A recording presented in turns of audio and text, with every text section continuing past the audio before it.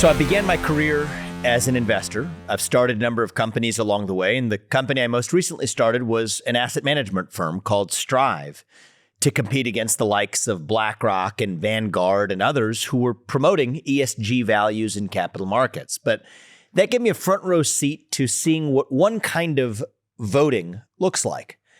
The way voting works in the market is that the person who has the most dollars gets the most votes. Whether that's a consumer that decides which product rises to the top, whether it's a shareholder that gets to decide who gets to be elected on the board of Apple or in the board of Chevron or Exxon or any other company. It's not that everyone who's a shareholder of Exxon gets an equal say. No, it's the fact that somebody who holds the most shares, that's invested the most capital in Exxon, has that say. That's just the way capitalism works, is it's a $1, one vote system, and that's okay. When you're talking about which products rise to the top, when which ideas at a shareholder ballot rise to the top. But in our body politic, in a constitutional republic like the United States, underpinned by a democratic process, we use a different system.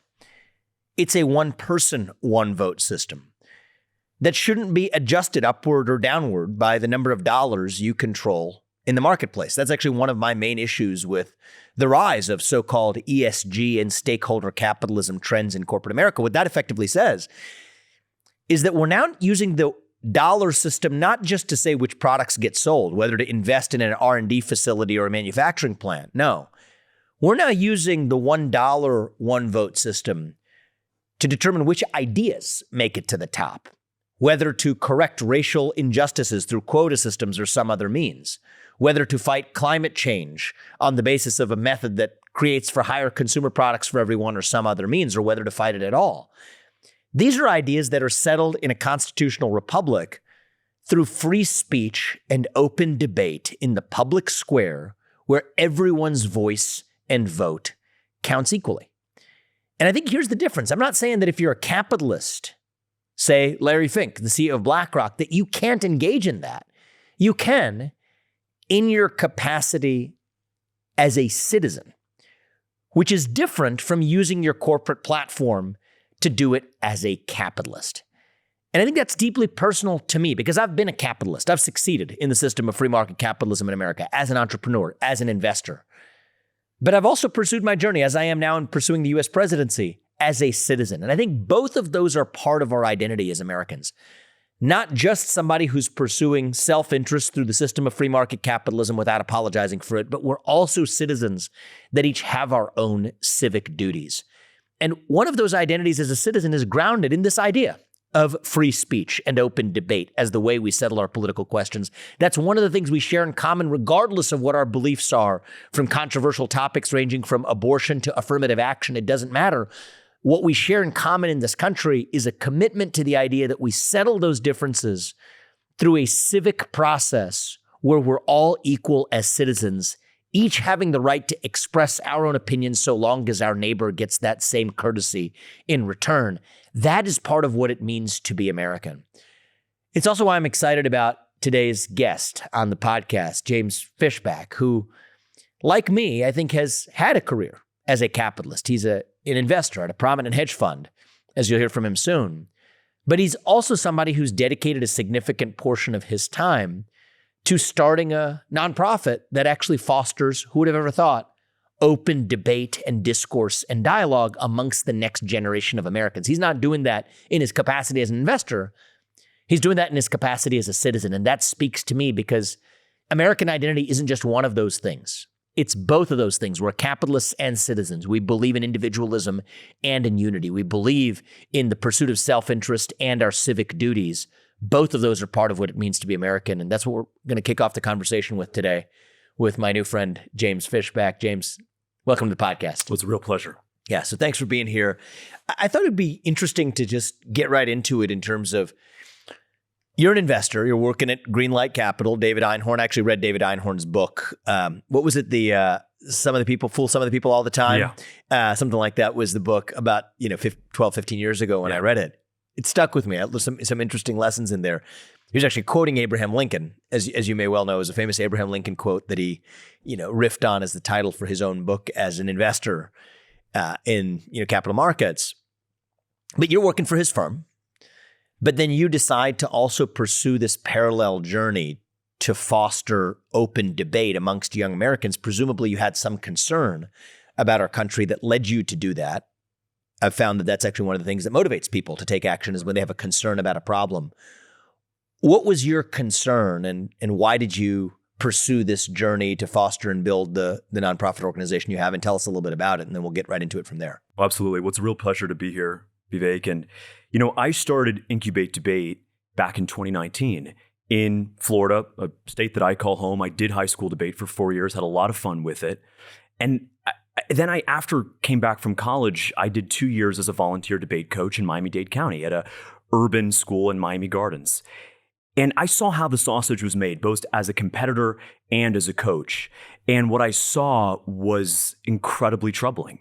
I saw an attack on free speech in what should be the epitome of open dialogue and debate. After all, it is debate. That's the whole point. In high school debate. And so what, I'm just trying to go through your thought process. You're working as an investor in New York City, but you decide you also want to coach high school debate just as a hobby on the side. You must have done it in high school. You felt some attachment to it. Okay. Yeah, I'd moved back to Florida and I wanted to just be involved in it. I saw it did so much for me. I had a really bad stutter as a high school student, as a kid.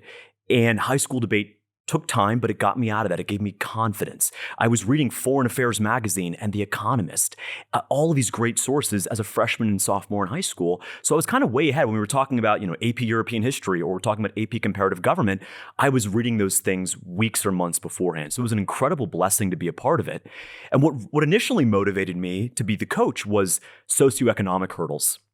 So to be in debate, it's $20 a tournament, $30 a tournament. And on top of that, parents, mom and dad have to come and judge that tournament all day Saturday. That was a really big hurdle for me. My mom came from Colombia in South America in the early 1990s, married my dad, who for the past 10 years has been a county bus operator in Broward County and in South Florida.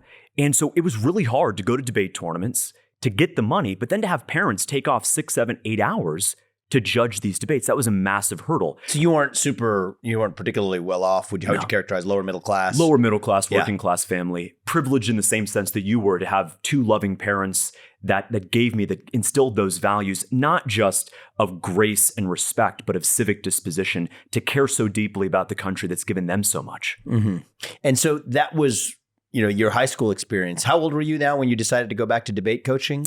I was 21. You're 21. Oh, yeah. So you were still in college. I just left. You just finished college. Yeah. And Did you graduate college? No, I left actually. Okay. You left college. I left my junior year because I started a hedge fund that I did for 4 years. Oh, got it. Where were you in college? I was at Georgetown. You're at Georgetown. So that's a big decision. You decided to drop out of college. Yeah. Start this hedge fund of your own. And then what?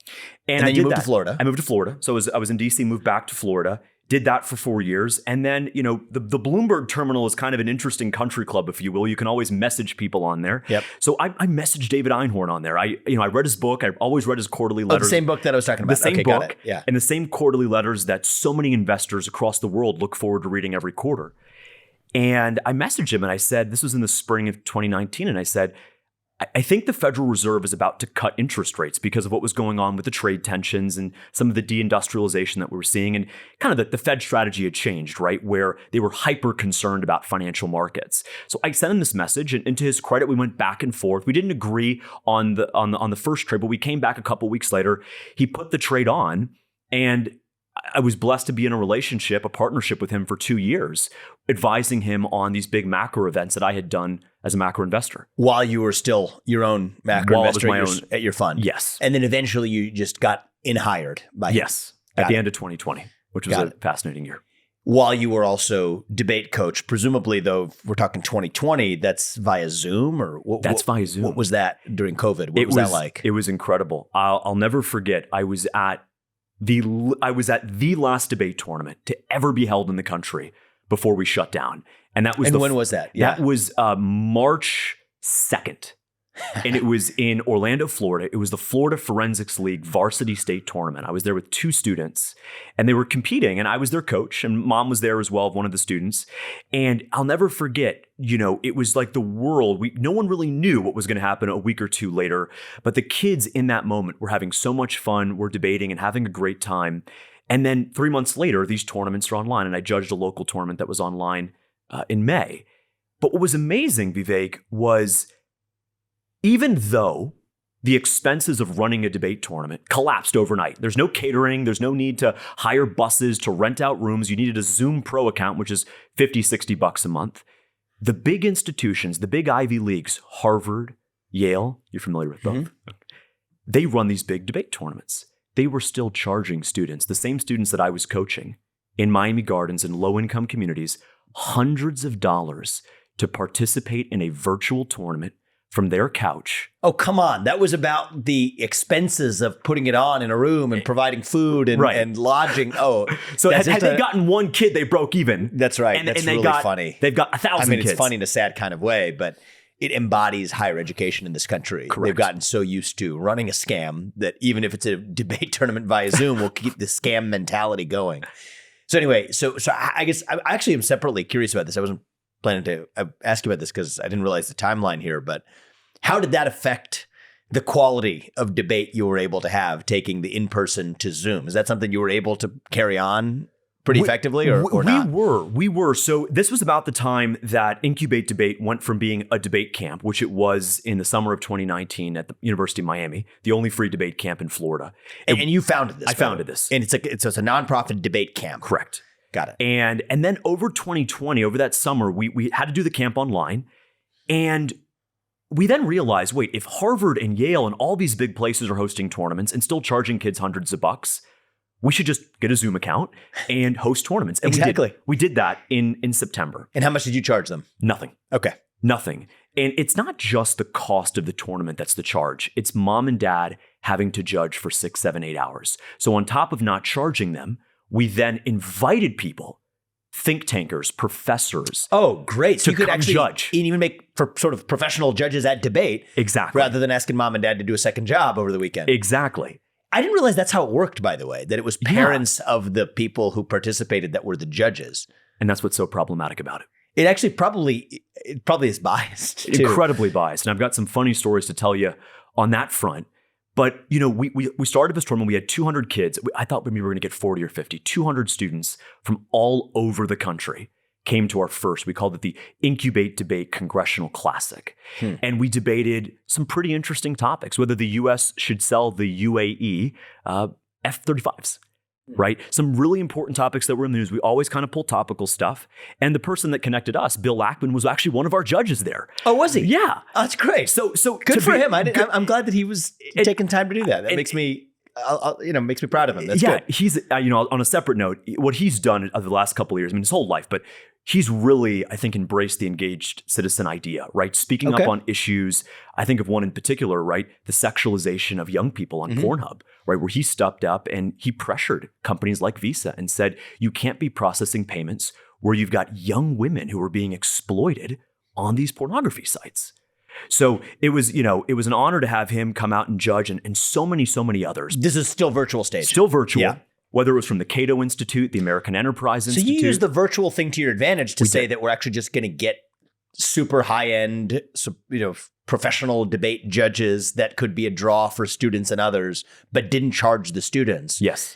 It kind of breaks the culture of this professional debate society thing you got going on in college. Yes. Amongst college kids and high school students alike, or mostly high school students? Mostly high school students. Got it. Now, the judging breakdown, usually at a legacy, what I call legacy debate outside of what we do, is it's probably 60% parents and 40% ex-debaters who are now college students. And that's problematic because they bring an enormous bias.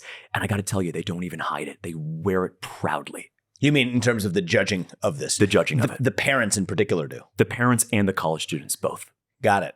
So you think this actually helped with that? Yes. Okay. So what's an example of a topic that someone would debate? And the way it works is the high school students basically doesn't necessarily get to choose which side they're going to be on. They're assigned. Is that right? They're assigned, the other debate tournaments will typically do a coin flip. What we actually do is because we have so much geographic diversity. Florida's the third largest state. There are counties like Broward County, which never going to vote for a Republican. And then counties like Holmes County, which voted 80% for Donald Trump in the last election. And you're from Broward. I'm from Broward. I now live in the Panhandle in Madison County. Got it. So when we pulled from all over the state, which is what the virtual format allowed us to do, we didn't necessarily have to assign sides because we got folks from the deep red America First counties and folks from the kind of Broward and Miami-Dade or Hillsborough County who just were naturally on different sides of important issues. And that's what we really wanted. We didn't want to compel people, right?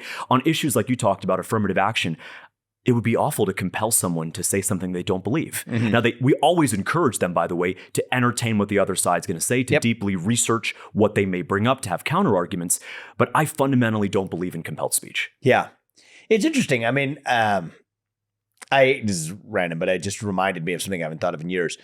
It was actually kind of a fun experience in high school. They have this, model UN program that we did, where I represented.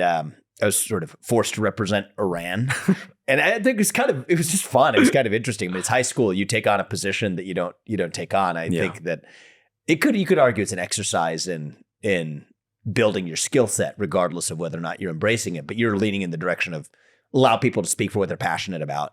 And you're likely to get enough people on both sides to make the debate tournament work. Absolutely. Yeah. Absolutely. Got it. So anyway, what would you say that, what was the impact that you saw that this has had on kids who then graduate, go to college? Do you have a good sense for whether this is cultivating some type of civic culture amongst those kids? Talk to me a little bit about that. I'm actually really curious because that's one of the core, as you probably know, one of the core premises of my campaign is reviving civic identity in this country. I think a commitment to free speech and open debate is a really important part of that. It's not all going to be done through government. In fact, I think very little of it is going to be and ought to be done through government. What was your experience with this? It was great when I was in high school. And this was 2010, 2011, 2012. Because when did you graduate from high school? 2013. 2013. So you're a young man. Yeah, I'm 28. Okay, got it. And it was great because we didn't get the kind of tribalism. We didn't have that back then. You'll remember, Democrats, Republicans, I mean, we can obviously go back to the 70s, but even go back 10, 15 years, there wasn't this clash that they are your enemy. And, when Donald Trump came down that escalator in 2015, it seemed like that was the spark for so much tribalism. Mm-hmm. And so it deranged a lot of people. It just deranged them. And you're getting to this day, I think, to separate what the Legacy Debate League, which is sort of the National Speech and Debate Association, and what Incubate Debate is doing in Florida. The guys over here, it's deeply problematic. What they've done is they've replaced the commitment to free speech and open dialogue with an obsession and infatuation with Marxism, anti-racist ideas, which are, of course, racist. And they're really trying to push out and force out ideas. And the best way to do that, by the way, to force out an idea, is to tell someone that they lose simply on the premise that they brought up an idea that you oppose. Mm-hmm. And so one example of this is, and by the way, this is all public information. This is not hearsay. This is not a judge wrote something. The debate community has something called a paradigm. And the idea is, and originally the way it was supposed to work was if you and I were to go to a debate tournament together and compete against each other to debate maybe affirmative action, we would log on to this judge paradigm. It's a website where we would see who our judge is 30 minutes out before the round, and we would see what preferences do they have. Do they want the issue? On the issue. Well, not originally. Okay. Do they want us to speak slowly? Oh, like that. How do they think about the handling of evidence? Got it. Right. And now what paradigms have become is actually just straight up issues. Content. Yeah. Right. So that's actually pretty sad. It's really sad because you take these young, impressionable people who are here because of their commitment to free speech and open debate, and you close that door. I mean, high school debate is supposed to be the epitome of free speech, and it's really shut it down. Give me an example. I'm actually really curious. I'll read an example to you verbatim because you can't make this stuff up. Yeah. So this is from the Stanford debate tournament. A lot of stuff happening in Stanford these days. Yeah. And this is a quote from a person's paradigm. She says, "I would hope I wouldn't have to say this, but given our political climate, I have no choice. If you are discussing immigrants in the round and you describe the person as illegal, I will immediately stop the round, give you a loss, give you a stern lecture, and then talk to your coach. Are you kidding me? I will not have you making the debate space unsafe. So if suppose there's a debate about illegal immigration, which there is, which there ought to be. Yes. And you come out on one side of that debate and you actually even use the word illegal, they would shut down the debate. Literally. Like she's going to stand up and wave her hands. So this is not at your organization's No. debate. This is at some Stanford's debate. hosted debate. Correct. And Stanford is actually is a university that also says, even when you're describing our country, they discourage you to use the word American. Correct. As of recently. So in a certain sense, there's a consistency to that. There is. If you don't want to say American, and part of what it means to be American is to believe in the rule of law, then you would be free to at least engage in the idea, who would have ever thought that it is illegal to cross the border when the law says you can't cross the border without the government's ability to let you in. In a certain sense, that is anti-American. And then they say, don't say American. So those things go together. It's funny that you and I are having this conversation. We're both the kids of immigrants who came to this country through the front door, but without getting into the rabbit hole of the illegal immigration issue on the substance of it, wherever you are in the substance of it, it's a sad thing to say that we can't debate that anymore in this country. Correct. And remember, illegal immigration, that just the word for a second. This is a term the New York Times uses in their reporting every single day. Yeah, but that even should be the standard. Suppose the New York Times did it, because the next thing they're going to say, the New York Times shouldn't say illegal immigration, and the New York Times will buckle under pressure to that mob. That's right. That shouldn't be the standard anyway, but you're saying it's doubly ridiculous. It's doubly ridiculous because even the New York Times, which does not have a great track record on free speech, is saying that illegal immigration is fine. Yeah, but not yet is the point, because this is the bleeding edge that tomorrow will change what the New York Times itself says. This is just at the vanguard of that movement, right? Absolutely. So this is a leading indicator, not a trailing indicator. Right.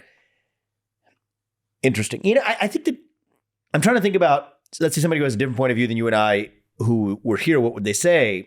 A lot of what I get is, well, this isn't about free speech or the Constitution because the government isn't telling you can't say that. It's just a privately hosted debate forum at Stanford. So if you don't like that debate forum, have a different forum, but the First Amendment is still respected. Right. Because this debate forum doesn't offer that, whereas go start a different one. In fact, you did.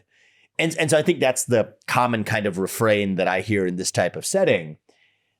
I think the thing that misses is that free speech and even the First Amendment in this country, it's not just about protecting your rights. It's definitely about that. But it's not just about that. I mean, the way the Founding Fathers saw it was that this is part of a culture. A founding culture of a nation, a culture in which we settle our questions through free speech and open debate, because that's what we as a nation and as citizens of this nation are committed to. That's something that you undermine, even if it isn't the government that does it. So-called big tech censorship, though I don't call it that because that largely is government tech censorship now anyway. But the cultural infringements on free speech, that's what we lose, is even if it's not a technical First Amendment violation, it runs afoul of the principle, the culture that's codified in that First Amendment. And I think that that's part of how, even if you're Stanford University and you're not technically the government, you accept government funds, but you're technically not the government, even if you put the federal funding piece of it to one side, you're still destroying the essence of what the country is and what's codified in that First Amendment. I think that's what people miss sometimes. That's exactly right.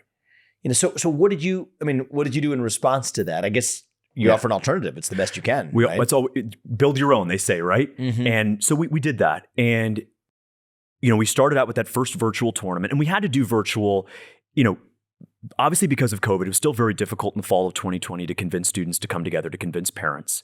But at the beginning of 2022, we had our first in-person tournament. And this was in a rural county called Glades County. It was our Dr. King Symposium.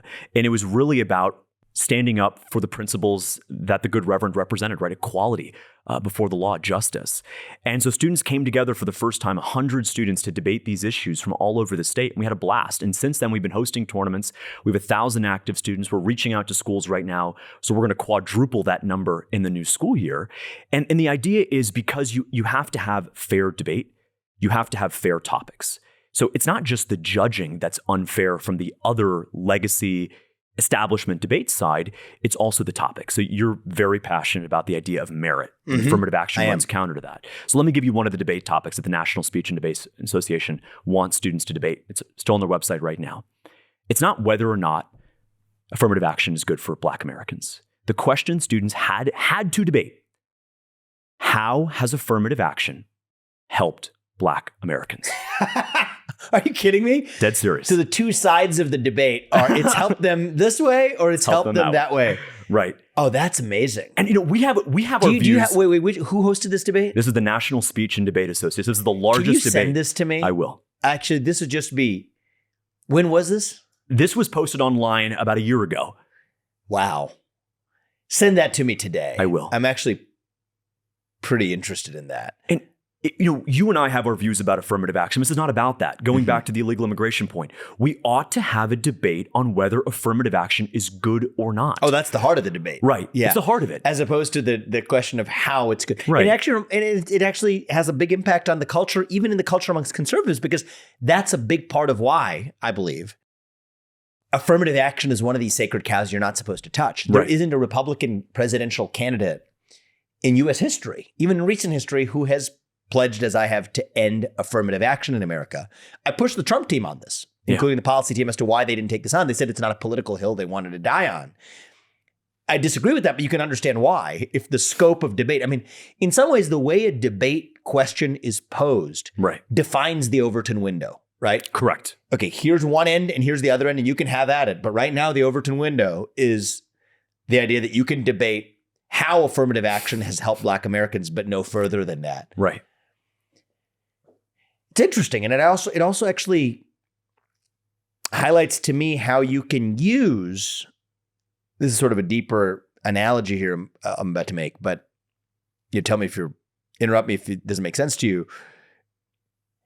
I think the Trojan horse model that the illiberal left has used for the last half decade, which is to take some of the values that people who are either adherents to classical liberalism or conservatism embrace, let's take free speech here as an example, but to co-opt that to advance an agenda that's antithetical to the thing that it appears they actually embrace. So we see this with free speech, we see this with capitalism, but on the free speech side, so we're having debate.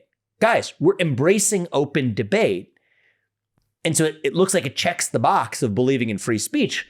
But the way the question is itself framed involves a presupposition, an answer to the question, asserting a conclusion that almost uses the appearance of debate to legitimize that fact. Correct. When in fact, there was no space for debate in the first place. And that's a big part of what we see going on with so-called capitalism as well. I mean, this is my most recent career as, a warrior against ESG through the market, is to say that, okay, you guys said you wanted shareholder primacy and, free markets determining how people actually make corporate decisions. Well, great. We'll just say that we're using the free market when in fact it wasn't the free market at all. It was government tilting the scales of whether or not particular asset managers won mandates from large pension funds that then required implementing agendas through the back door that couldn't be implemented through the front door on emissions caps or whatever. But again, conservatives have their tongue twisted and not because, wait, that's the free market now saying that we are adopting these environmental social agendas.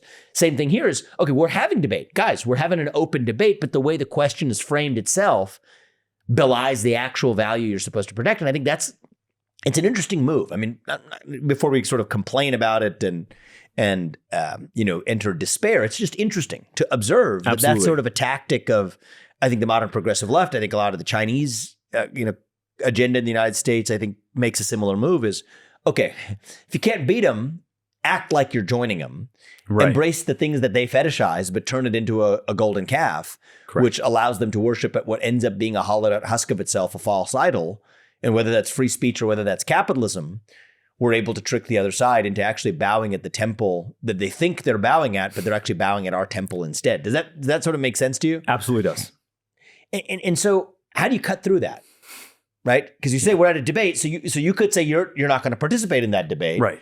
But then you're the illiberal one now. Yes. You're the one who's rejecting and engaging in free speech. So this is the puzzle. Right. What's the way through that? It's tough. I've spoken to so many students who, just left debate as a result of this as freshmen and sophomores in high school because they couldn't stand being in an environment where free speech was constantly under attack, whether it was the topic that was being posed, the way it was framed, or whether it was the judges, right? We're talking about if you use the term illegal immigration, or one judge said to a student in a paradigm, "I'm open to hearing conservative views, but please be careful." What does that mean? What does that mean? And they tell, so that's a really, really I have a question big for you. problem. I don't even know much about your politics. Are you politically conservative or no? I would say so, yes. Okay. Yeah. Got it. And your parents? I would say so, yeah. Yeah. And they came as immigrants, a Colombian? My father's American, grew up in Okay. South Florida. My mother came from a small town in Colombia. It's kind of the oil capital, Barranca Bermeja. Mm-hmm. And they love this country and they've seen what's happened. But for me, what drove me to do this originally was the socioeconomic hurdles for so many students. And it's not just one race. Any student whose parents work, who cares, right? Yeah. It is, what kept me in this fight was free speech and merit. One last example. There's a judge in a paradigm. Again, this is all public information with their names on it. So you can see where they represent who they are. But said, if the debate is a tie, I will resort to affirmative action.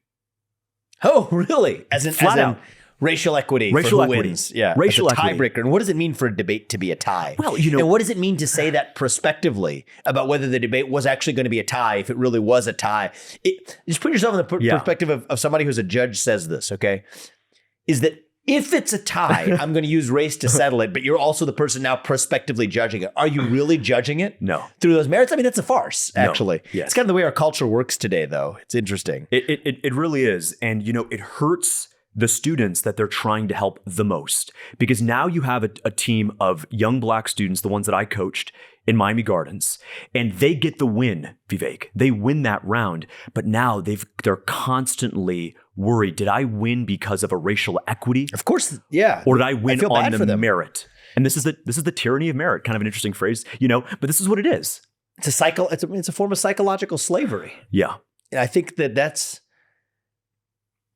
it's an injustice to everyone who was involved in that, but for different reasons. Right.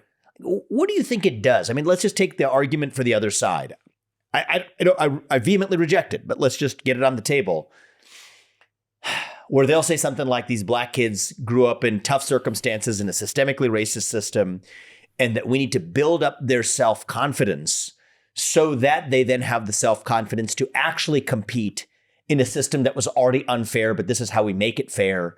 And, so the counter argument would be, well, you're not going to permanently make it fair because the world works as the way the world works, is rewarding producers. Now, one counter argument rebuttal to that is they'll say, no, we're actually going to make the whole world fair. And that's why that system of affirmative action pervades the entire economy.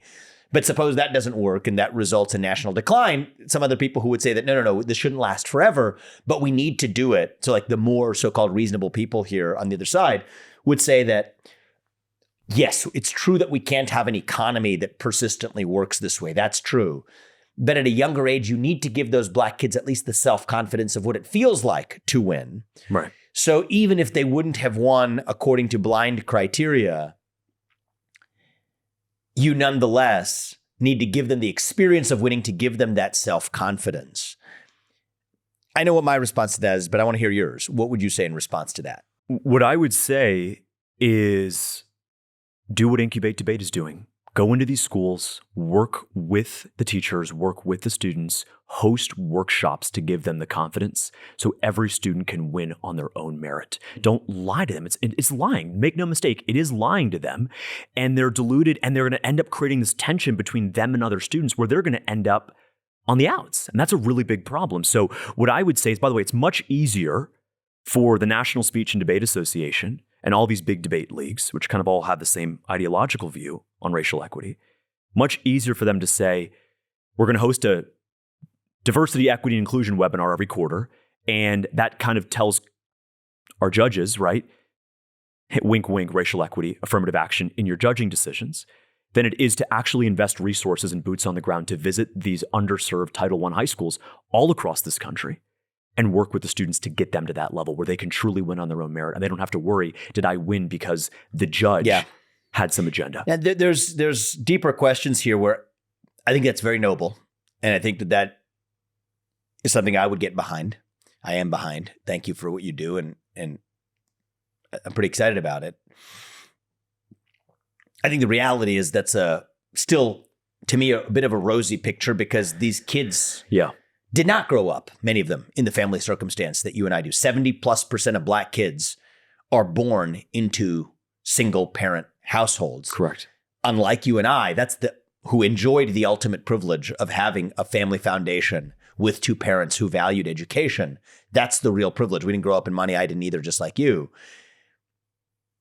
But that is a privilege that many Black kids are missing. And even as late as high school, I guess it's better than nothing for sure. Right. But what's your experience? Like, honestly speaking, like, do you think it's salvageable if you have kids that grew up in a different family culture, that didn't at home place the same value in education, that at home didn't have the same two parents? Like, you're moving the needle definitely a little bit. And if it's going to be moving it, it's definitely in the positive direction. But how much is possible against the backdrop of the family situation and the breakdown of the family in Black America being what it is? Yeah.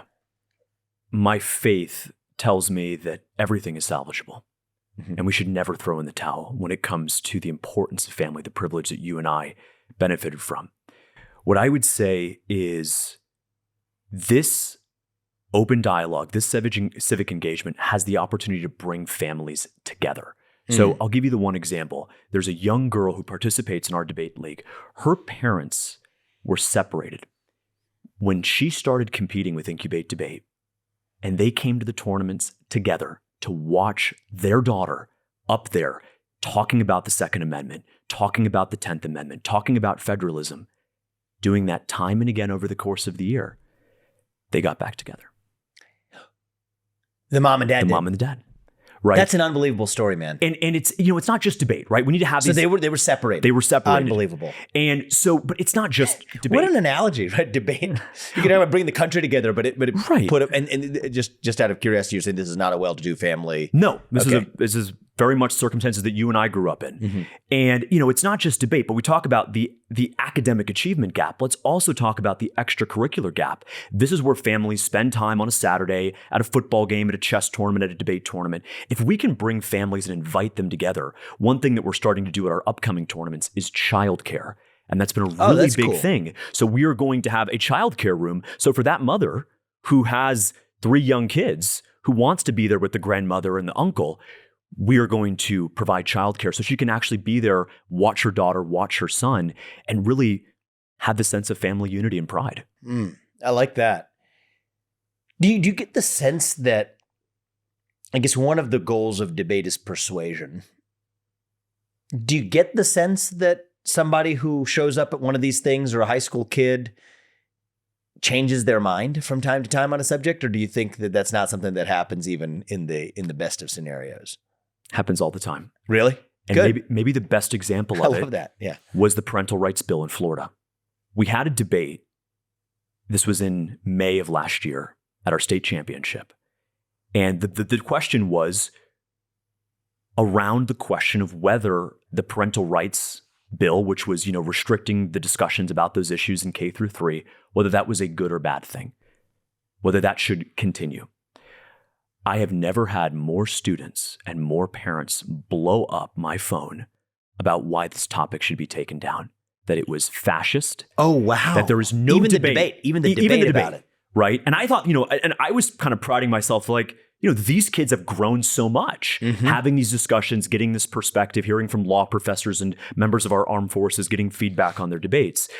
But that derangement, much like we saw in 2015, that derangement over parental rights was a step too far for us. So we got calls by coaches, by parents, by students that they were not going to come unless we scrapped this topic. Of course, we did not scrap it. Several of those students ended up coming after we provided a detailed research packet, like we do with all of our tournaments, about the ins and outs. I thought best case scenario, the debate would be 80-20 split. We don't force kids to say something they don't believe in. So I thought 80% were going to say that the parental rights bill was a fascist bill, right, and should not pass, and 20 were to stand by it. That debate, Vivek, was 50-50. A month later, after the threats, the boycotts, and all of that, after they actually sat down and put down Twitter and put down the headlines and the histrionics and actually read through what was a 7-page bill in Florida, there's many like it across the country, this is a pro-family piece of legislation that is not controversial at all. But it took a setting like that to actually smoke that out, right? And a lot of that was filtered through the media. I mean, the bill that you correctly described through its actual title was dubbed by the media "Don't Say Gay." Right. And, sometimes you got to make something rhyme to make a trend on social media or even get on actual cable news these days. But actually, if you engage in, let's just take off the gloves and engage in actual debate about what the truth of it is, you have the power to change minds. Absolutely. And, we're not here, I'm conservative, unapologetically so, but I'm not here to change anyone's mind to believe what I believe. I am here to facilitate open dialogue and debate. And if that means an issue goes from 80-20 to 50-50 on its own merit, we're not forcing kids. We're not telling them you have to switch sides. We're not saying you have to represent something you don't believe in. But I suspect the same forces that Adam Smith so prominently talked about in 1776, right? Mm-hmm. This idea of the invisible hand, the idea of the free market, the open economy, competition, that also plays into this, right?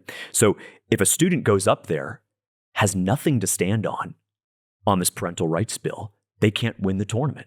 They realize that through their research that there's no substance behind this "don't say gay" opposition, that the only thing for them to do was to switch the side that actually represented the facts and the realities on the ground. So we're not out, we've got, we had Vice President Kamala Harris's husband, Doug Emhoff, come out, the second gentleman, and talk to our students, along with Neil Gorsuch, Supreme Court Justice, talk with our students. So we bring in both sides, and we really want the open dialogue and competition. And we say your students, they're in Florida. They're in Florida. Mm-hmm. They're in Florida. And what we're doing, and it goes on spring semester. When does the spring semester version of this end? This will end in May. Okay. And how much time does it take for you in between now and then? In terms of? Yeah, just time commitment for you. Oh, time commitment's probably about 15, 20 hours a week. Okay. It's not nothing. It's not nothing. And we do a summer program as well. So we'll do our 5th annual free summer debate camp this summer at 5 different locations. And the idea is to bring people together to have these discussions.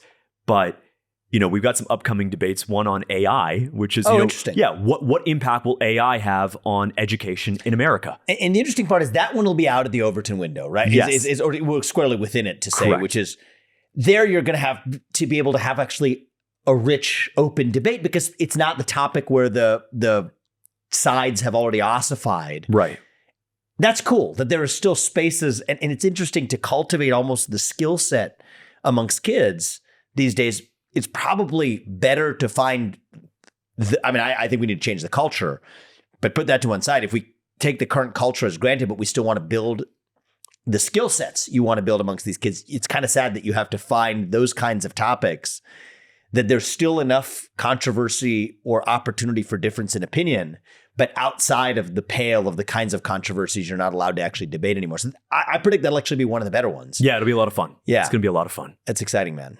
So probably reforming the Federal Reserve would still be another one of those topics, at least for the time being. I know that's a topic near and dear to each of our hearts. Right. Related to how you may have gotten your first major job opportunity. Sure. You said you hit David Einhorn about a Fed rate decrease way back in the day. Yeah. Should we talk about that a little bit before we wrap up? Yeah. Because I know you have many different sides to your background, and we've talked a lot about your nonprofit work, but maybe a little bit about your day job as an investor and an observer of markets. Maybe we'll switch gears to that for a second before we wrap. My own view is that if we are to learn anything from the current moment we're in, as we're having this conversation, some market instability seeded by public concern about the stability of banks in the United States and in Western Europe, one of the major lessons we need to learn is that the Federal Reserve has badly screwed up the project of trying to hit 2 targets with one arrow. Right. Inflation and unemployment. They've done a very poor job of it, but part of my view is that it's not just that they've executed their job poorly. It's that was itself the wrong mandate to begin with, largely because it's based on flawed data. It's like old New Zealand data compiled by British people a century ago that says that there's a trade-off. To think that that's extrapolable to a modern economy is itself an error. And then even if it were true, that it's possible for an omniscient central planner or a dozen of them in a Federal Open Markets Committee or whatever, Federal Reserve Open Markets Committee to play God.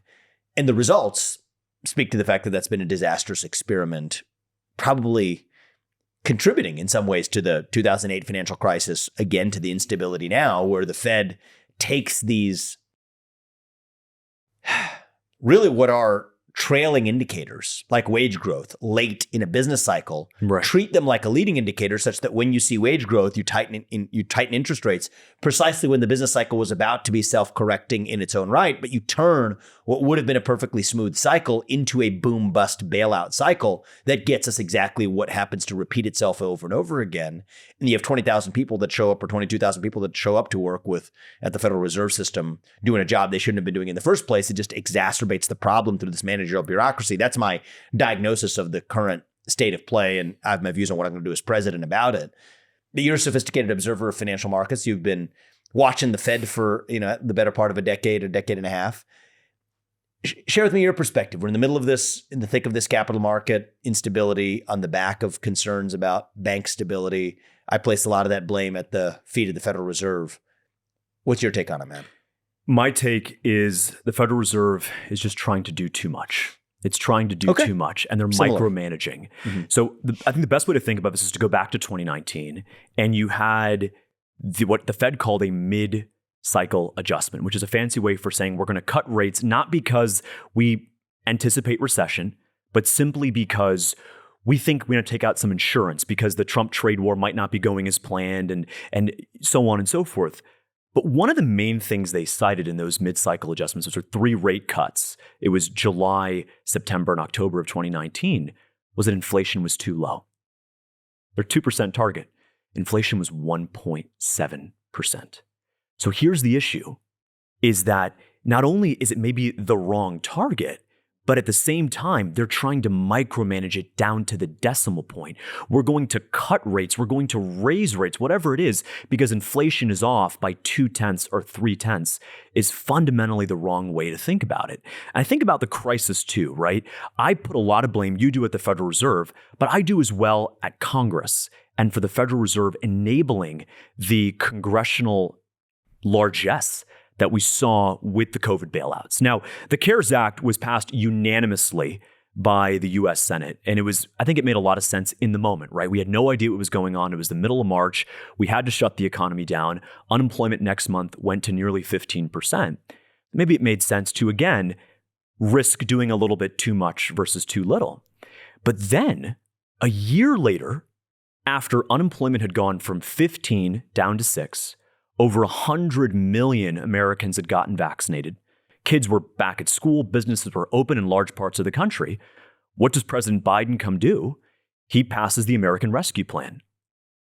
What was there to rescue? Mm-hmm. The markets, the economy, the capitalism, right? All of that was working its way to fix this problem. What ended up happening was he prolonged a labor shortage by paying Americans not to work up through September of 2021. You'll remember that in the summer of 2020, the expanded unemployment benefits were estimated that 2 out of 3 workers were making more on unemployment benefits than they were going to work. They were in no rush to go back to work, and that exacerbated the labor shortage that in many ways has contributed to the inflationary situation today. So I look at the Federal Reserve for coming out, Chair Powell saying, Congress needs to do more. The risk of doing too much is less than the risk of doing too little. And not just his words, Vivek, but his actions. What were those actions? Well, one was cutting rates to 0. That's fine. I agreed with that move. Again, in the middle of a crisis where we could have looked like an actual sudden stop, a real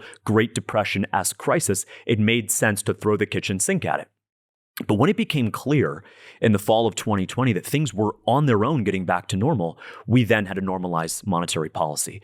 I had a lot of faith in Chair Powell that he, being a guy from private equity, being a guy from the investor background that you and I were, would not have fallen victim to the kind of academic theories that has for too long afflicted the Federal Reserve. Those 20,000 people at the Federal Reserve have developed research on all these types of fancy sounding economic theories. And one of them is the idea of forward guidance. And forward guidance. Oh my God. It irritates the heck out of me. Yeah. All it is a promise.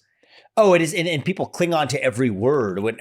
You just take a step back if somebody came to somebody were, Rip Van Winkle and then woke up from the 70s or 80s now, watching us cling to the words of these soothsayers who are supposedly the omniscient, and that it feeds their ego, makes them think they're omniscient because as many people pay attention to them.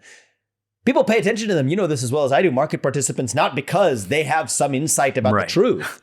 It's just a question of how much they're going to screw it up. Right. And market participants want to know that. And yet that has the impact on their psychology of actually feeding their false ego, when the results that stare them in the face would tell them that they've done a horrendous job of it over the last 25 years. We need to fix it. My view is I'll cut 90% of the staff of the Federal Reserve. Sure. The remaining still couple thousand people that would work there, put them back on the task of stabilizing the US dollar. That includes serving under rare circumstances as the lender of last resort. That's part of what stabilizing the dollar would involve. But that's it. It's a unit of measurement. The same way that we wouldn't have started this podcast on time if time were a floating currency, right? The minutes to number of minutes in an hour, if that were to float, we wouldn't show up at meetings on time. Well, the dollar instability, this is my perspective at least, contributes to misallocations of capital that in turn become impediments to GDP growth. That is the sole role of a proper Federal Reserve, rather than this pattern that you see whenever you create an agency.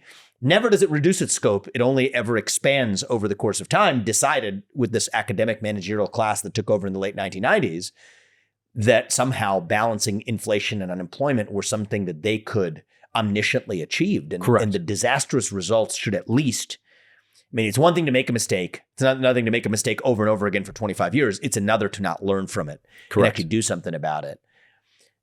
Sitting from where I sit, I think part of the problem is that most people who even assume the presidency don't actually have an understanding of the issue and then lack the conviction then to follow through and see it through when their policy advisors or whatever, who are creatures of the same swamp, tell them you can't do that.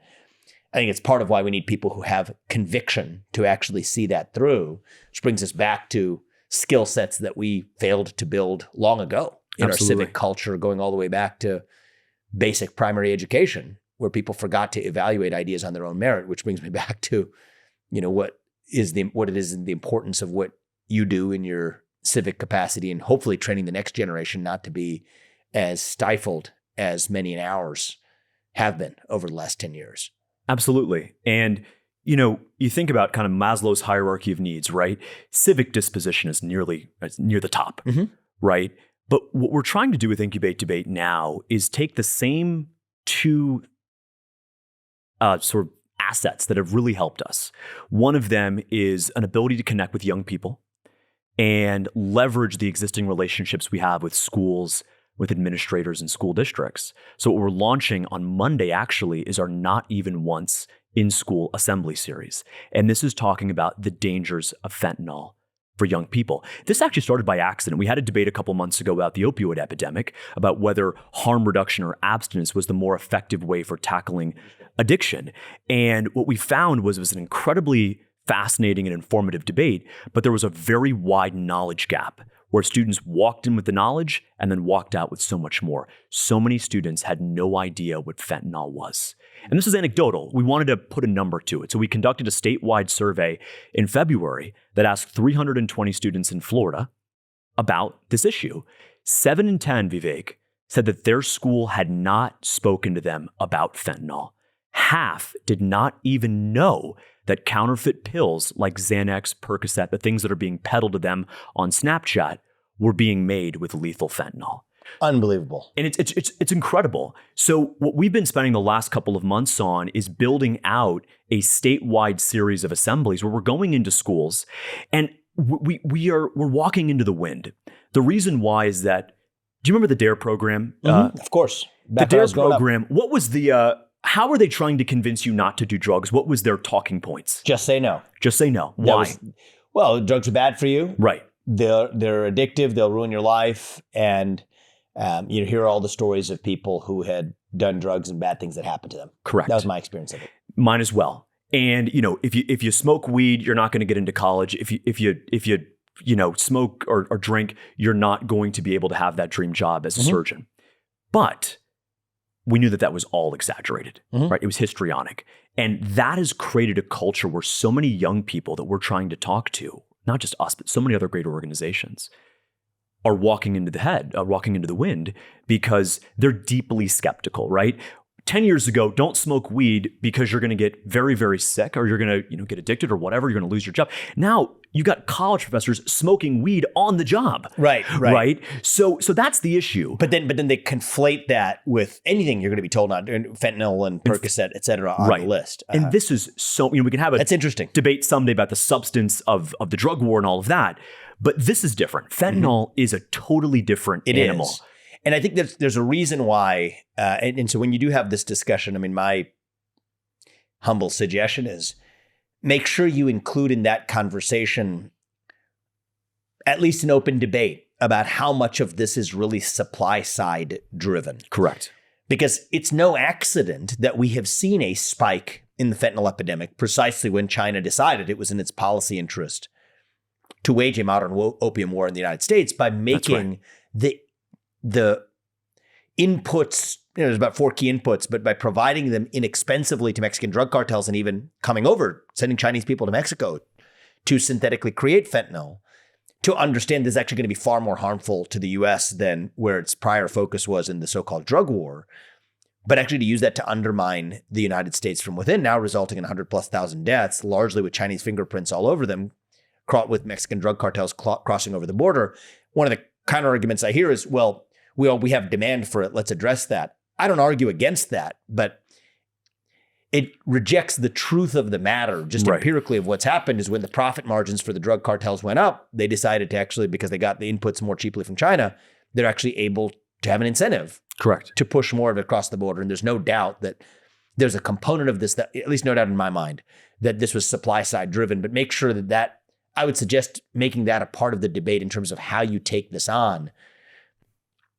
That belongs on the menu of something that people are, I think, not particularly paying close attention to today, but ought to be in the conversation, and it's where I'm focused from a presidential perspective as well. Absolutely, and I would just note on the demand point, because you're absolutely right about these precursors. And you know what the number one cities in China that produces these precursors fentanyl is? Where? Wuhan. Oh, is it? Yeah. Unbelievable. So it's form of bioterrorism, if you think about it. Exactly. So they gave us I the didn't pandemic. Know that. So the city in China that produces, I mean, there's a couple critical precursor ingredients. Correct. For synthetic fentanyl is Wuhan. Do you know what those are? Those ingredients, the two that are produced in Wuhan? Or? It's an acronym. It's a long sounding. I know. But these precursors, they get sent to Mexico. And the reason why fentanyl is so dangerous is because from a law enforcement perspective, whether it's on the interdiction side, they're looking out. It's all set up to look out for the size of what you're trying to bring in. The potency of fentanyl is 50 times that of heroin. Therefore, it's 50 times smaller. Therefore, it's 50 times more profitable. This is the most profitable investment somebody could make in the world. You could turn $3,000 of precursors into over $1 million of product that is on our streets. I'd love to share a couple stories with you. I have some photos of some victims. I'd love that. Yeah. And a lot of these young people don't know actually what they're taking. So the first young man that you see there, I had the pleasure of meeting his mother in D.C. a couple weeks ago. She was at the State of the Union. His name is Zach Didier, 17 years old. He's from California, and he had never tried drugs before. So there goes kind of the whole demand addiction argument. He bought a fake Percocet, what he thought was a Percocet, on Snapchat. On Snapchat. Now remember, this is unbelievable. These are the same social media companies that have the entire AI power to shut down a mask debate or a vaccine debate. No issue with that. But when it comes to shutting down these dealers who are peddling this poison, killing our young people, there's no bravery on that front. No effort. He was an Eagle Scout, star of his track and field team, soccer team, led his high school musical. He always wanted to help other people. His mom told me that he had almost a moral obligation to share the knowledge that he accumulated. He got into UCLA a couple weeks after he passed. And the Percocet, like so many drugs out there, he didn't know he was buying fentanyl, Vivek. These drugs are indistinguishable to career DEA agents, let alone to 17-year-olds like Zach. You have Daniel Puerta Johnson, 16, from California, April 2020. He bought what he thought was an Oxycontin on Snapchat again. He had a ton of friends, was incredibly charismatic. Which is itself a problem, by the way. Correct. But it actually was it fake again? It was fake again. Unbelievable. Right? He did not struggle with drug use. First responders tried CPR, but he was on life support and passed a few days later. Brianna Scott was 18. She's from Georgia. She ordered one Percocet on Snapchat, which she thought was a Percocet, indistinguishable from the real Percocet. She split it in half with a friend. Her friend lived. She died. Think about that. The same pill, these pills are cut in coffee grinders, right? So in living rooms. You think it was just chance? Well, it was a fentanyl pill. Okay. Right? But I'm just talking about the quality control here, right? Is that so? What ends up happening is the precursors come. I'm just trying to understand even descriptively, because Yes. I've come from the pharmaceutical world Yeah. in my prior life. You're saying that literally it was like the fentanyl was concentrated in the half of the pill that she took. That's right. Wow. So Because you see that encapsulation all the time. It's relatively just like that shoddy, even in terms of the way they're just stuffing it. Now, who's doing it? Who's actually selling that? Right. So what'll end up happening is we start in Wuhan. We start with the precursors. They come to Mexico. Then we have Sinaloa and Jalisco New Generation.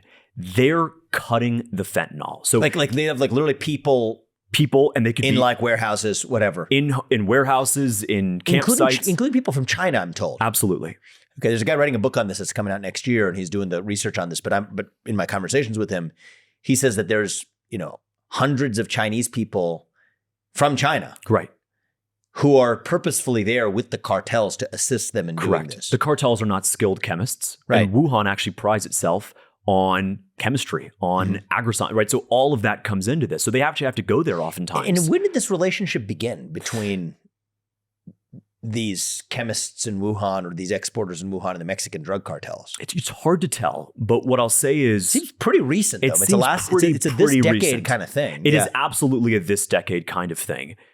The biggest thing to take into account was fentanyl that was in the US 5-6 years ago. A lot of it came directly from China. And that's where you had high purity. The DEA tested the fentanyl on average from China had a 90% purity. The fentanyl coming from Mexico has a 7%.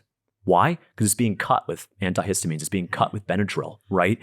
And then it's being sent across. So a lot of the fake Benadryl might have fentanyl in it. No. You're saying that? No, it's simply being used. But the same... They're breaking down the Benadryl and cutting the fentanyl with it. So then they move that product into the U.S. to then press the pills. The pill isn't pure fentanyl. Oh, got it. It's just their vector. It's just their Trojan horse. Correct. To get it across. But then they know how to cut it so they can get the fentanyl back out. No, sorry. So you can't have a pure fentanyl pill. Only 2 milligrams of fentanyl will kill someone. And a pill, of course, as you know from your background, is a lot more than that. So what they'll do is they'll mix the fentanyl with a cutting agent, right? Mm-hmm. Oftentimes that's Benadryl because of the antihistamine properties to it. And then in the US or either in Mexico, they'll press those into pills that resemble Oxycontin, that resemble Percocet. I see. That are then sold to dealers who are then sold on Snapchat and delivered even quicker than an Uber Eats delivery to a young person here. Now, what's the point of doing that? Like, what is their purpose? It just seems, it seems like it's almost as though the purpose is to wreak death. The profit motive alone doesn't explain that means of doing it. Well, I think they figured that statistically it works itself out, right? Statistically, it works itself out. A lot of them, by the way, don't even know. What do you mean those? So what I mean by that is if you go out and spend and make $10,000 in a weekend selling fake Percocets to people, and 1 or 2 of them or 3 of them die, right? You lose 3 customers, but you've netted hundreds of others, right? So they don't care. They just don't care. And part of it too is these are not skilled people. Just to go into that point, why sully it? Why purposefully sully it with a little bit of fentanyl when it's not that they could have made the same amount of money even if they hadn't done that, right? So that's a great question. It's because of potency. It's because of potency. Without fentanyl, it doesn't give you what the reaction that people want. So it's a cheap way to bring in something potent. So it's just for the user experience. For the user experience, right? And it's so much cheaper. Again, 1 kilogram of fentanyl is equal to 50 kilograms of heroin. It's just COGS goes down, cost of goods goes down. Absolutely. And the utility of the addiction and the customer goes up. So it may, from the cartel perspective, may actually just be a self-interested economic point. That's what it seems like. From the Chinese perspective, you could speculate more, but I have my views on the intentionality of this. The intentionality is a big part of it. The most important Wuhan thing, part I didn't know about. Yeah, that's Can you a send me some fascinating info thing. on that? I will. I absolutely will. And to just talk about how indistinguishable the pills are, I want to talk a little bit about our last individual here. He was 13 years old, Vivek. 13, unbelievable. 13. Luca was raised to care for others, started his first toy drive at 5 years old, fed the homeless with his mother. He went on Snapchat to buy some weed to cope. Maybe it was, again, he says the parents, it was a coping mechanism because of bullying. So he went on Snapchat, and what did the dealer say? I've got something better that will help you even more. I didn't realize Snapchat was such a distribution pipe. It is. Makes it very hard to prosecute too because the messages disappear. They go into the ether. We'll meanwhile worry about someone misgendering someone. Correct. And they, again, misgendering or having a COVID debate on the platform. He actually was concerned that the Percocet might have been fake. So what did he do? He took a picture of it, compared it to a screenshot of a real one. Smart kid. Smart kid, Luca was. He took a picture and then still it looked similar enough that it tricked him. Good enough. He was convinced. And we know this because his parents went through his phone afterward. That was the last image in his camera roll on his iPhone. This one for his Snapchat. Exactly. Oh my gosh. Was comparing the real to what he thought was also real. And on video, he actually recorded himself. He crushed up what he thought was the real Percocet to look cool, recorded himself doing it after he could, the first line before he could start the second. His eyes rolled back and he passed away. He was unconscious. So these are 4 of the nearly 200 American citizens who were dying every single day from this poison. It's a supply issue. 40% of it comes across the southern border. You've taken an interest in this yourself. Yes. Since seeing it through the debate lens. Yes. I applaud you, man. Thank you very much. I applaud you. This is your work. It's our work. We've got a great team as well at Incubate that are helping do this. Our first event is on Monday at Hollywood Hills High School in Broward County. We're going to have the DEA there, the FBI, but we're running the assembly. It's a 20-minute assembly where we just talk about fentanyl. The students who actually responded to that survey, we reached out to a couple of them and asked, well, if they didn't talk about fentanyl, did you have a drug assembly? And they said, yeah, we talked about weed and vaping for most of it. 80% of fatal teen overdoses last year were fentanyl. 80%. Really? I didn't know that. 80% of fatal teen overdoses were fentanyl. Why is that not 80% of the assembly? And that's what we've committed ourselves to do, is this assembly is just about the thing that is killing nearly 200 Americans every single day. It's interactive. It is accessible. We're not trying to preach to anyone. We are trying to tell them and inform them that this is a real risk. We're not telling them it's dangerous, Vivek. We are showing them these stories of these people and just how difficult. One of the exercises we start off with is we have 2 translucent blue glasses. I stand in front of them and I pour bleach in one and water in the other. And then I come up, I mix them around, and I say, who wants a drink? $1,000 cash right now. Who wants a drink of this? And we're dead serious. Who wants to drink it? The room is silent. And then we go into the discussion. And what the DEA has provided, Incubate Debate, is an image of 10 pills, 10 Oxycontin pills, 4 of which are fake. We'll then offer the students $1,000 cash if they can figure out which ones are fake. And the idea here is not to tell kids this is dangerous and this is going to get you killed. Show them. Let them convince themselves the same ideas, the same persuasion. Let them persuade themselves. You're 28 years old? I am. You're an American hero, man. I appreciate that.